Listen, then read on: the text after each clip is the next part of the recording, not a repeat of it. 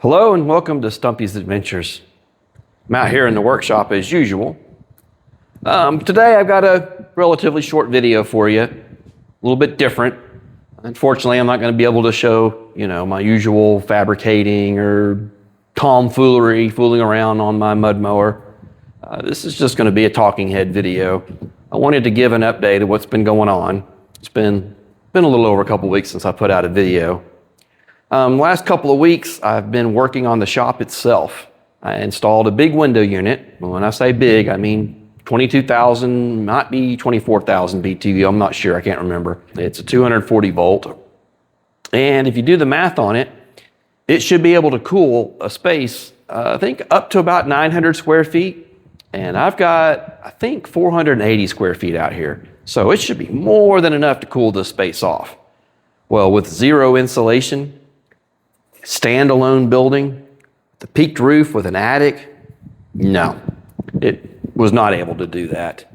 So I've been working hard installing insulation out here in the shop. And I've got about 90% of the ceiling done at this point. This entire wall behind me is done. And I have installed OSB board. As you can see, I painted it white. Why did I go with OSB board, you might ask? Well, it is just a workshop. So I didn't want to have to mess around with mud and tape and all that stuff with drywall. And plus, with the welder here and grinding on stuff, I didn't think drywall would hold up anyway. OSB board is structural.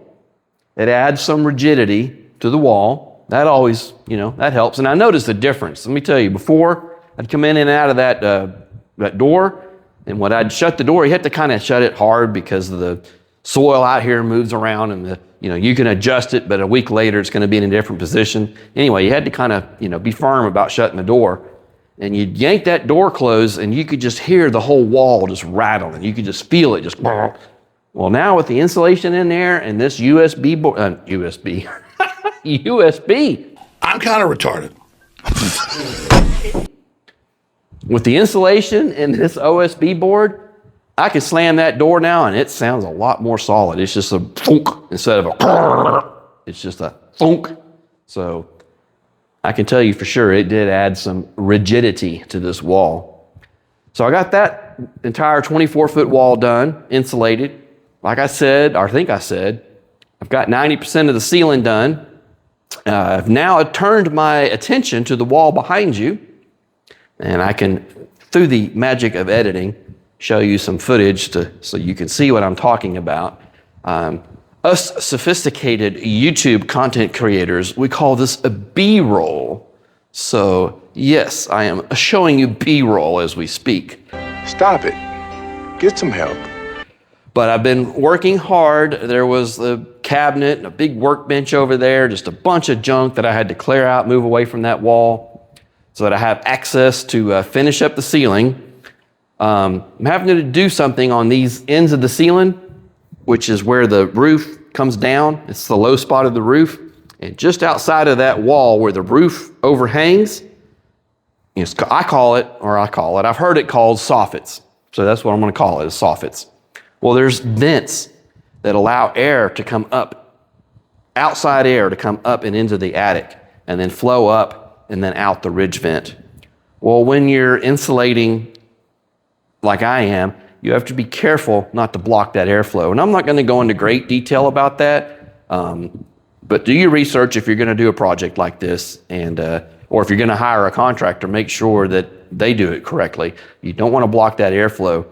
Now, Home Depot and Lowe's, they sell a product. It's like a little plastic air deflector that can be nailed in place so that you can put insulation right on top of that and it still has a place for the air to rise and everything. But I didn't want to mess with that. I think they're like $8 or $9 a piece, and it's just a workshop, so I just framed in a little box section that kind of drops down, and I'm going to put some B-roll. Excuse me, do you have any Grey Poupon?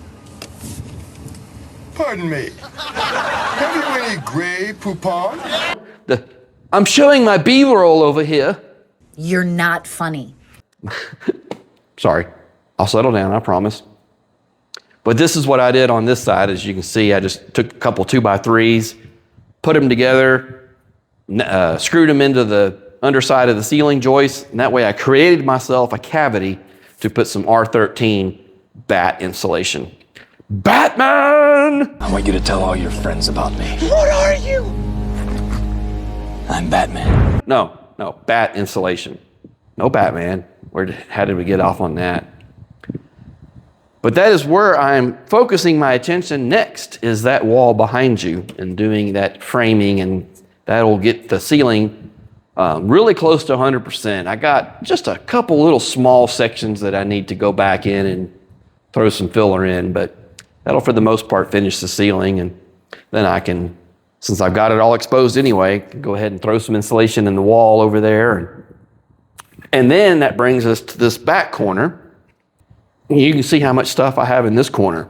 Cabinets, and my toolbox, and just look at all of that stuff.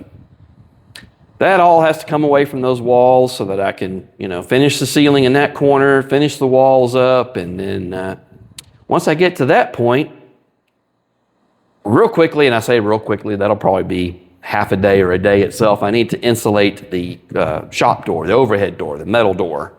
Because let me tell you something, on a hot day, like a 95-degree day, when the sun's beating down on that door, you can just walk over there and you can just feel the heat. You take my little infrared gun and it shows like 106 degrees coming through that door.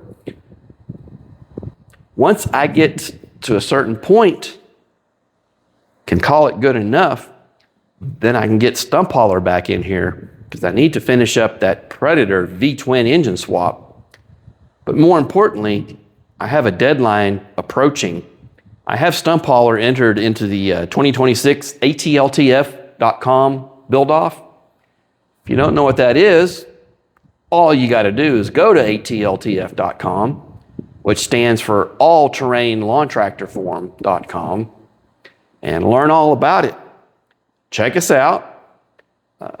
We'd appreciate it if you signed up and joined us. It's a great group of guys and gals over there. If you're into the mud mowers, the off-road mowers, it's a great place to be. A lot of great information on there. So yeah, get Stump Hauler back in here. Finish up on that Predator V-twin engine swap. Speaking of which, if you did not catch the first part of that video series, you can check that out over here. There will be another video right here you can check out. If you like this video, I hope you give it a thumbs up. If you want to see future content, make sure you subscribe and turn on that notification bell. And until we meet again, toodles. Deuces, I'm out.